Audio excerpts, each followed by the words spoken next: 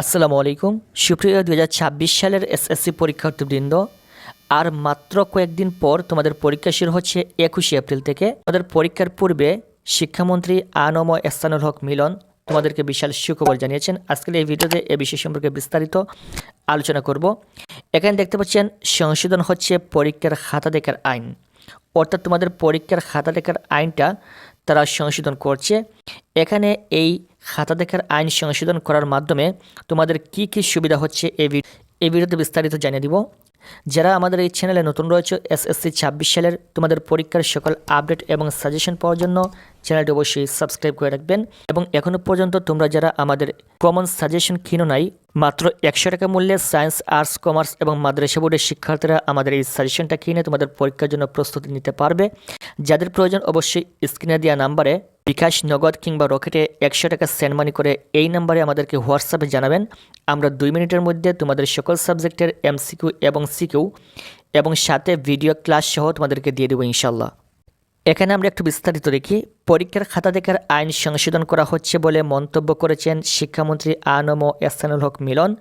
আজ বৃহস্পতিবার সকাল 10টায় রাজধানীর ধনিয়া কলেজে জাতীয় বিশ্ববিদ্যালয়ের তথ্য ও প্রযুক্তি বিভাগ এবং ইউনিসেফের যৌথ আয়োজনে এক অনুষ্ঠানে এ মন্তব্য করেন তিনি।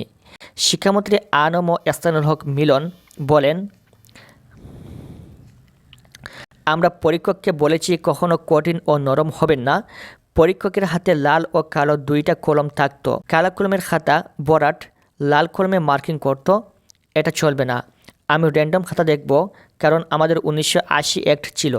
এই অ্যাক্ট অনুযায়ী খাতা দেখার কোনো সুযোগ ছিল না, এই জন্য তখন ফ্রড বা চিট হতো। এখন দেখেন এখানে তারা কি বলছে।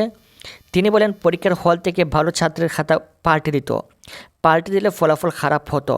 খারাপ হলে ছাত্র পুনরায় মূল্যায়নের জন্য বোর্ড চেয়ারম্যানের ট্যাবুলেশন শিট নিয়ে কেবল যোগ করতেন। অর্থাৎ অনেক সময় দেখা যায় যে শিক্ষার্থীরা পরীক্ষা মোটামুটি ভালো দিয়ে আসছে, পরীক্ষায় পাশ করার মতো লিখে আসছে, তারপরে তাদের পরীক্ষায় ফেল চলে আসে। এরকম অসংখ্য স্টুডেন্ট রয়েছে যারা অভিযোগ করে যে আমি এই সাবজেক্টে A+ পাওয়ার কথা ছিল, অথবা এই সাবজেক্টে আমার পাশ করার কথা ছিল, কিন্তু এই সাবজেক্টে দেখা যাচ্ছে যে আমার ফেল চলে আসছে।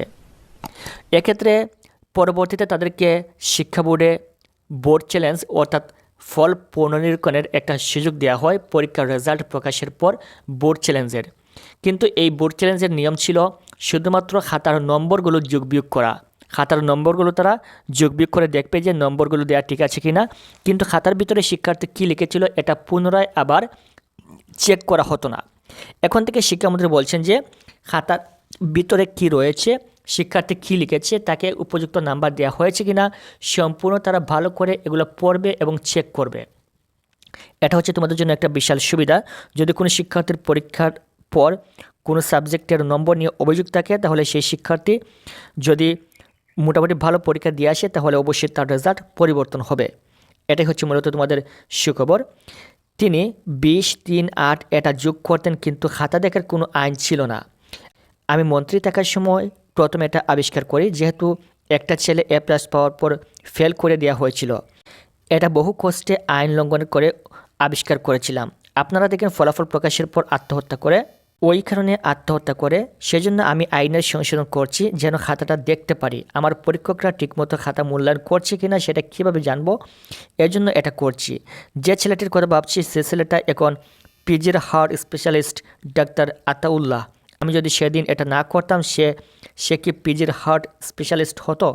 এরকম কত হার্ট স্পেশালিস্ট আমাদের হাত থেকে হারিয়ে গেছে। আশা করি বুঝতে পেরেছ। এটা তোমাদের জন্য একটা বিশাল প্লাস পয়েন্ট। তোমাদের খাতাগুলো পুনরায় আবার দেখা হবে যদি কোনো শিক্ষার্থীর রেজাল্ট নিয়ে অভিযোগ থাকে। পরবর্তী তোমাদের পরীক্ষার সকল আপডেট পাওয়ার জন্য চ্যানেলটি অবশ্যই সাবস্ক্রাইব করে রাখবেন। Thank you so much.